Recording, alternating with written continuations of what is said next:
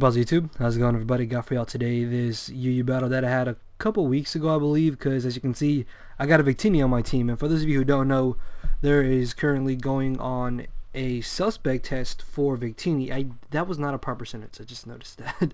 But yeah, Victini is being suspect tested, and I want to know, what do you guys think about that? Do you think Victini should stay? Do you think it should be banned? Do you think it's too good? Do you think it's not good enough? What do you think?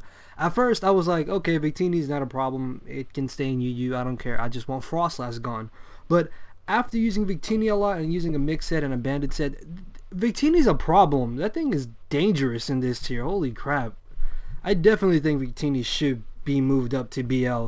That's my personal opinion. What do you guys think about it? Leave it in the comment section below. I also noticed that this is the last battle I have saved up, and I've really been procrastinating on getting battles. So hopefully I can get some this weekend so I can upload, and I will still be doing my showdown lives and all that stuff. Also, I want to give a big thanks to everybody who left a comment responding to what I had mentioned at the end of my previous battle. And I made my decision. I'm probably not going to get the PVR. I'm probably going to try to save up my money to hopefully get a capture card for the 3DS so I can upload X and Y gameplay for y'all. And yeah, right now that's my main focus, but with that costing like $300 something, $500 if you want to get like the DS with it, and I might be a little bit late on the X and Y stuff, but I will try to save up the money to get one of those so I can put out the X and Y content for you guys, because I really do want to upload X and Y gameplay, because I definitely feel this is going to be the best Pokemon game so far. Anyways, I've gotten off track.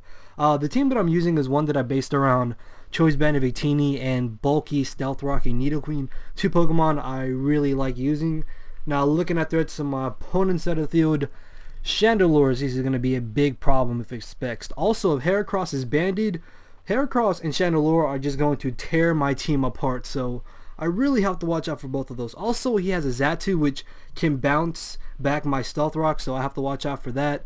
And from the looks of it, I don't think Sceptile is really going to be too helpful in this battle, just because he has a Registeel and a Xatu. So, if anything, Sceptile is the most expendable team member on my team. But I definitely know if I get rid of Chandelure, Victini is going to be a major key player in this battle. So, let's get this started.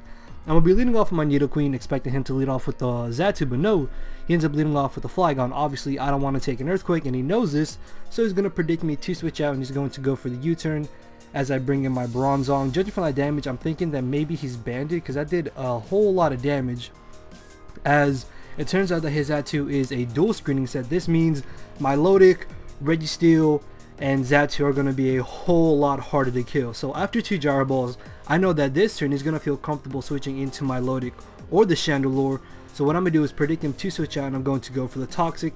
As I manage to catch the incoming Chandelure, I'm going to expect him to be choiced in some way, so what I'm going to do is go for the Protect. That way I can also rack up the Toxic damage. As he goes for the Energy Ball, I'm going to stay in knowing that I can take a hit, and I'm going to go for the Gyro Ball as I get off a decent bit of damage on the Heracross, and then thinking that this Heracross is choice, I'm going to go for the Protect, which could have been risky because there was a possibility it was like sub SD, which is very, very rare in UU nowadays, because I've seen it like once or twice. But if he had been a sub SD set, that would have been really dangerous. So I switched to my Nidoqueen, and that's resisted, and Nidoqueen is pretty bulky, but holy crap, Choice Banded Heracross has a lot of raw power. Heracross is going to be a major problem. So I bring him a Victini, and I'm going to go for the Bolt Strike, expecting him to bring in the Milotic or the Chandelure, and I do catch the incoming Milotic, and I actually get the Paralysis on it, which I don't really think ends up being game changing. So this turn I'm going to switch into my Manshot, predicting him to bring in Flygon. As he does do that, I'm going to predict him to predict me to U-turn, and I'm going to High Jump Kick, predicting him to stay in, and I get rid of the Flygon, which is really great. As he now brings in the Chandelure, I'm going to switch into my Blastoise, expecting him to go for a Fire Blast, but no, he does make the better play by going for the Shadow Ball. And judging by how much damage that Shadow Ball did, I'm really convinced that this Chandelure is indeed Choice Scarf, because that's not doing anywhere near as much damage as it should do if he was choiced. So I bring in my Bronzong, knowing that I will be able to take the hit. Then this turn I'm going to double out into my Victini, predicting him to bring in the Heracross, and that is exactly what happens. As this turn I'm going to predict him to bring in Registeel, and I'm going to go for the V-Crate, but he actually makes the better play and foders off his Milotic, seeing that it's paralyzed.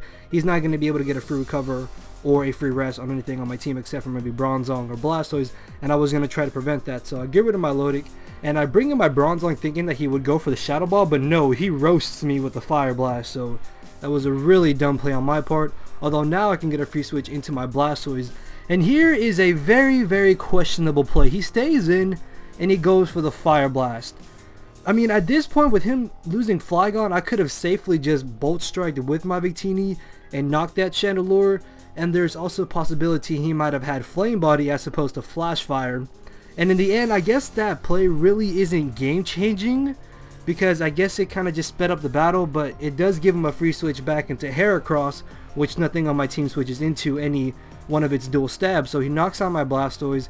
As I bring in my Victini, I can freely go for the V-Crate, easily knock out the Xatu, which means I can possibly start doing some work with Sceptile. As he brings back in the Heracross, I know that he's going to be faster than me. Unfortunately though, I know I need my Manchow, so at this point I have to fight off Sceptile, and I really wish I could get a UU battle where I show off Sceptile, because that's like why I want to use it in UU, because Sceptile is very viable in UU. So after close combating, I can now safely bring in Victini, V-Crate, knock out the Registeel, and at this point with Heracross being his last, I'm pretty sure I've already won this battle, just because even though he will be able to knock out my Victini, I do have Aerial Ace on my Manchow just for Heracross, and I'm going to be able to outspeed him, knock him out with the Aerial Ace, and that's going to be the 1-0 victory in my favor. So yeah, that was definitely a fun battle. Choice Banded Heracross has a lot of raw power. I definitely need to make a team around that. But yeah, hopefully you guys enjoyed the quick battle. Don't forget to leave your opinions on the UU suspect test for Victini. And with that, make sure to leave a like, leave a comment, subscribe to see more content. Enjoy the rest of your night, enjoy the rest of your day, and I will see you guys soon. So yeah, I am out of here. Later, everybody.